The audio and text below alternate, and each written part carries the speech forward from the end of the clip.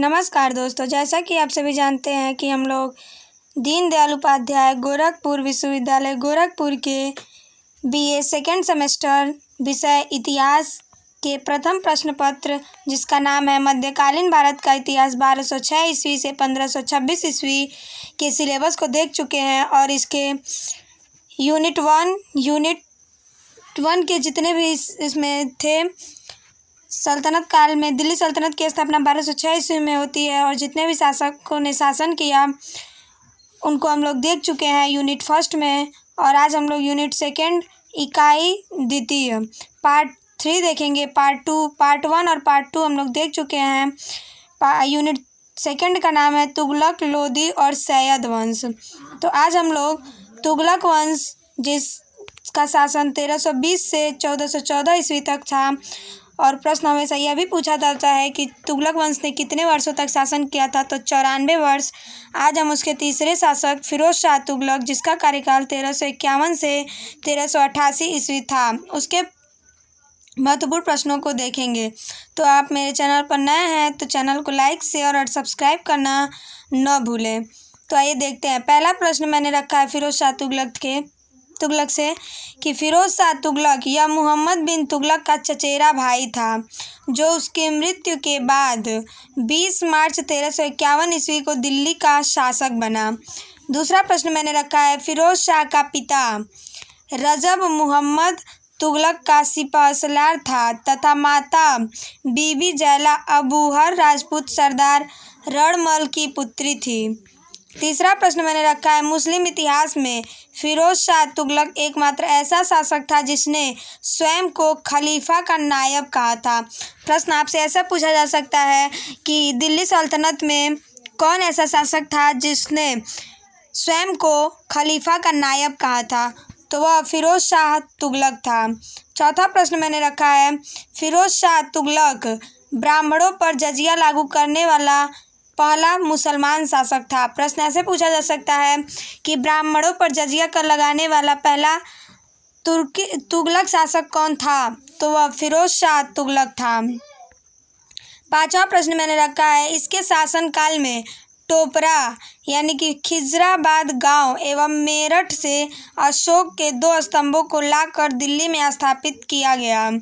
यह उतना महत्वपूर्ण नहीं है, लेकिन फिर भी आप लोग देख लीजिएगा।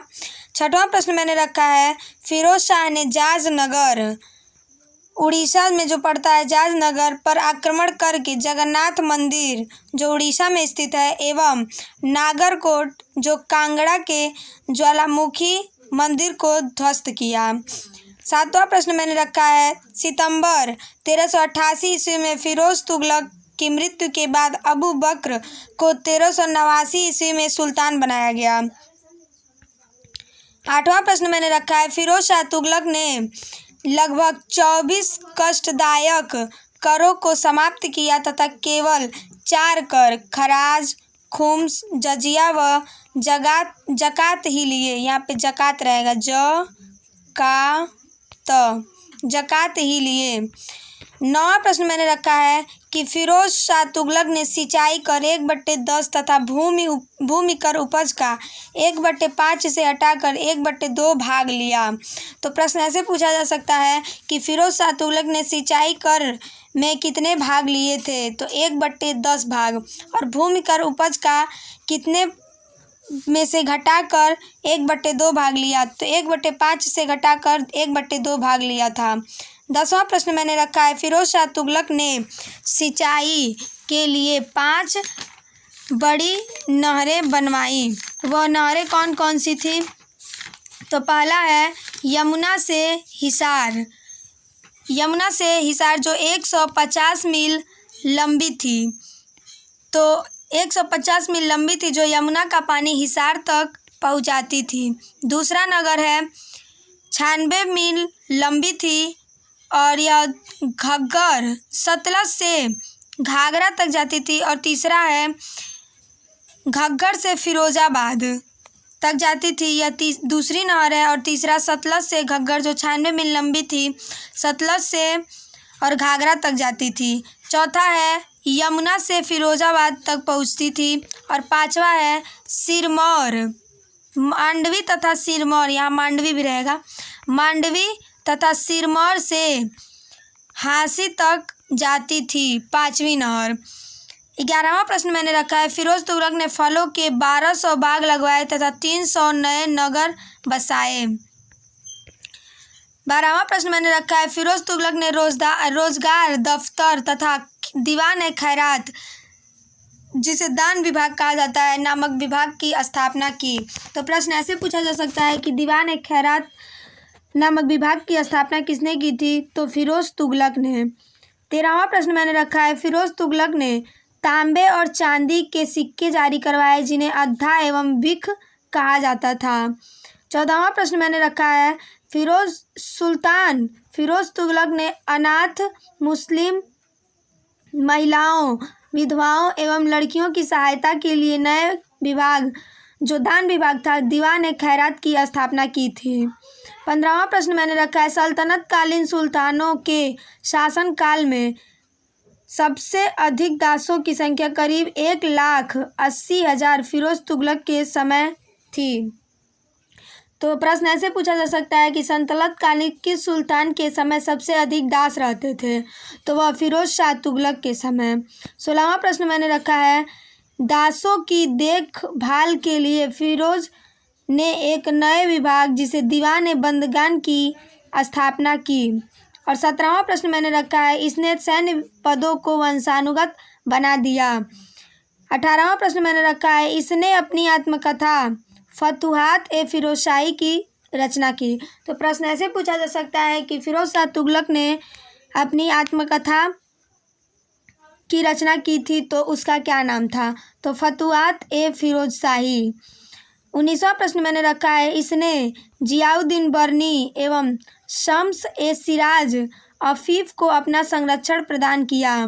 20वां प्रश्न मैंने रखा है, इसने ज्वालामुखी मंदिर के पुस्तकालय से लूटे गए 1300 ग्रंथों में से कुछ को फारसी में विद्वान आजुद्दीन खालिद खानी द्वारा दलाइले फिरोजशाही नाम से अनुवाद करवाया। 21वां प्रश्न मैंने रखा है, फिरोज काल में निर्मित खान ए जहां तेलंगानी के मकबरे की तुलना जेरूसलम से निर्मित उमर की मस्जिद से की जाती है। यह भी उतना महत्वपूर्ण नहीं है, लेकिन आप लोग अगर इसको अच्छे से पढ़ लेंगे तो अगर एग्जाम में पूछा जाएगा तो आप लोग ट्रिक लगा के आ सकते हैं। 22वां प्रश्न मैंने रखा है, सुल्तान फिरोज तुगलक ने दिल्ली में कोटला फिरोज शाह दुर्ग का निर्माण करवाया। यह महत्वपूर्ण है, आपसे पूछा जा सकता है कि फिरोज शाह तुगलक ने दिल्ली में किस दुर्ग का निर्माण करवाया था? तो कोटला फिरोज शाह का। 23वां प्रश्न मैंने रखा है, हेनरी इलियट और एल्फिंस्टन ने फिरोज को सल्तनत युग का अकबर कहा है। प्रश्न यह भी पूछा जा सकता है कि फिरोज शाह तुगलक को एक अन्य नाम से भी जाना जाता है, तो सल्तनत युग का अकबर। और यह भी पूछा जा सकता है कि फिरोज शाह तुगलक को सल्तनत युग का अकबर किसने कहा था? तो फिरोज शाह तुगलक को सल्तनत युग का अकबर हेनरी इलियट और एल्फिंस्टन ने कहा था। 24वां प्रश्न मैंने रखा है, दिल्ली सल्तनत का वह कौन सा सुल्तान था जिसने अपने शासनकाल के दौरान 2 बार खलीफा से खिलाफत प्राप्त किया? यहाँ पे खिलाफ नहीं रहेगा, खिलाफत मतलब प्रशस्ति पत्र प्राप्त किया था, तो वह फिरोज शाह तुगलक था। 25वां प्रश्न मैंने रखा है, किस सुल्तान ने सिंचाई पर सबसे अधिक ध्यान दिया? तो वह फिरोज शाह तुगलक था। 26वां प्रश्न मैंने रखा है, किस शासक ने कुतुब मीनार के निर्माण में योगदान किया था? तो फिरोज शाह तुगलक ने। और आप लोग कमेंट करके बताइएगा कि कुतुब मीनार को पूरा किसने करवाया था? आप लोग कमेंट में उत्तर जरूर दीजिएगा। 27वां प्रश्न मैंने रखा है, किस सुल्तान ने बेरोजगारों के कल्याण के लिए एक विभाग की स्थापना की थी? तो फिरोज शाह तुगलक ने। 28वां प्रश्न मैंने रखा है, दारुल सफ़ा एक अस्पताल था जो गरीबों के लिए था, फिरोज शाह तुगलक ने खुलवाया था। तो आप लोगों से ये भी पूछा जा सकता है कि फिरोज शाह तुगलक द्वारा खुलवाए गए अस्पताल का क्या नाम था? तो उसे दारुल सफ़ा कहा जाता था। 29वां प्रश्न और 29वां प्रश्न मैंने रखा है कि फिरोज शाह तुगलक ने अपने भाई मोहम्मद बिन तुगलक, जिसका बचपन का नाम जौना खां था, उसकी याद में फिरोज शाह तुगलक ने जौनपुर नगर की स्थापना किया था। तो आपसे प्रश्न ऐसे पूछा जा सकता है कि जौनपुर नगर की स्थापना किसने किया था? तो फिरोज शाह तुगलक ने। और किसकी याद में? तो अपने भाई मोहम्मद बिन तुगलक, जिसके बचपन का नाम जौना खां था, उसी के याद में जौनपुर नगर की स्थापना किया था। 30वां प्रश्न मैंने रखा है, फिरोज शाह तुगलक ने सुर्स नामक सिंचाई कर भी लगाया। यह भी पूछा जा सकता है कि सुर्स नामक सिंचाई कर किसने लगाया था? तो फिरोज शाह तुगलक ने। 31वां प्रश्न और अंतिम प्रश्न मैंने रखा है कि फिरोज शाह तुगलक ने शशगानी नामक सिक्का चलाया था, जैसे 1 शशगानी बराबर 6 जीतल होता है। इस प्रकार मैंने आप लोगों को पंडित दीनदयाल उपाध्याय गोरखपुर विश्वविद्यालय गोरखपुर के BA second semester subject history के प्रथम प्रश्न पत्र के द्वितीय यूनिट के महत्वपूर्ण प्रश्नों को करवाया। तो आप लोग फिरोज शाह तुगलक से एक भी प्रश्न मैंने छोड़ा नहीं है। आप लोग वीडियो को पूरा देखिएगा ताकि आप लोग परीक्षा में अच्छे अंक से प्राप्त हो सके, आपको परीक्षा में अच्छे अंक प्राप्त हो सके। नमस्कार।